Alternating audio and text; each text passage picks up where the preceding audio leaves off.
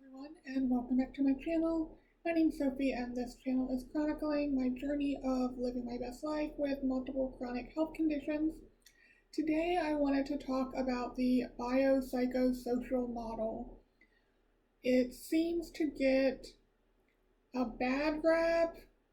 It seems there are two camps. Some people are adamant that certain things are biopsychosocial, and other people take offense to that. So let's break this down. What is the biopsychosocial model, and why are people so opposed to it or in favor of it? Before I get into that, I want to say that I'm not a doctor. I have an undergraduate degree in psychology and a master's degree in a medical field, but I'm not a doctor.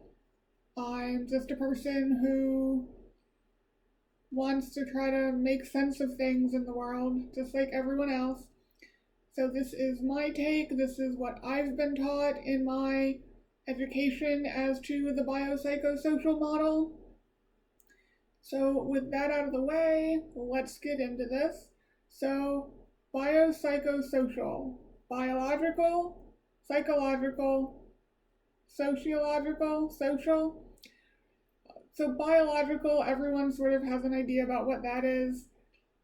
Physical things that are wrong or right with the body. Psychological, I feel like people use psychological when they can't find a physical reason for something, and to sort of use that to dismiss a person's claim of having something physically wrong with them, and we will get back to that in a minute. And then social, that could be your financial status, that could be your education level, just sort of how society impacts you. Let's go back to biopsycho for a while. I don't know why medicine separates the biological from the psychological, because last time I checked, we had one body and everything is interconnected. You cannot separate the physical body from the psychological body, if you will. I am not a dualist. I do not believe that the mind and the body are separate. I believe they are interconnected, as I said. So it's really, I guess, frustrating. Again, I'm not good with emotions. That could be another video in itself. But it doesn't make sense to me that they're separate. But the medical field does separate them. And it seems often, especially with those with chronic illnesses, with multiple systemic issues, that doctors like to say, oh, it's psychological, or oh, it's biopsychosocial, to sort of diminish what the person is going through. But in reality, that is not what the biopsychosocial model is. It is simply saying that a given condition has biological inputs, psychological inputs, and social inputs. Let's go through a few examples here. Let's say someone has a heart attack. No one is going to deny that that is biological. It could be caused by a blood clot or a plaque getting stuck in one of the coronary arteries. Physical, yes? Okay, let's dial it down a little.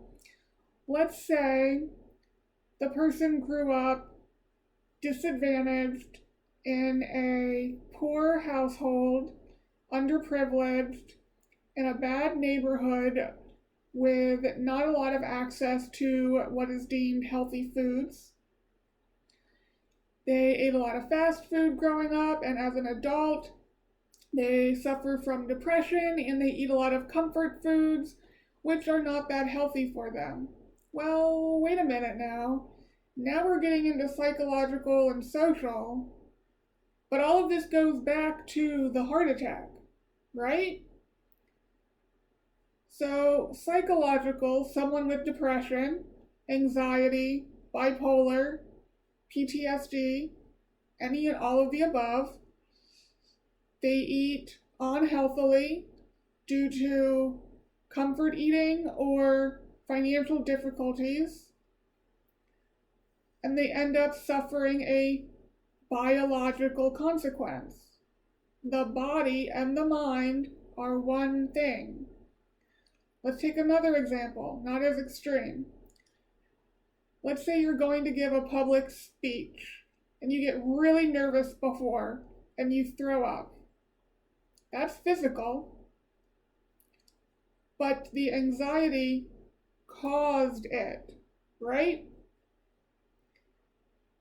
So you can have something that's, quote, purely psychological cause something that is very physical. No one is going to say, oh, you didn't really vomit, you're just anxious. The same way people say, oh, you're not really fatigued, you're just depressed. They really can't be separated from that. Let's take another example. Let's say you go to the doctor and your blood pressure is elevated. And you tell the doctor, I don't understand. I check my blood pressure at home and it's always normal, but whenever I come to a doctor's office, it's high. They call that white coat syndrome. You're at the doctor's and you're stressed, you're anxious, your blood pressure increases. That's physical, but psychological and social also, because it's your environment.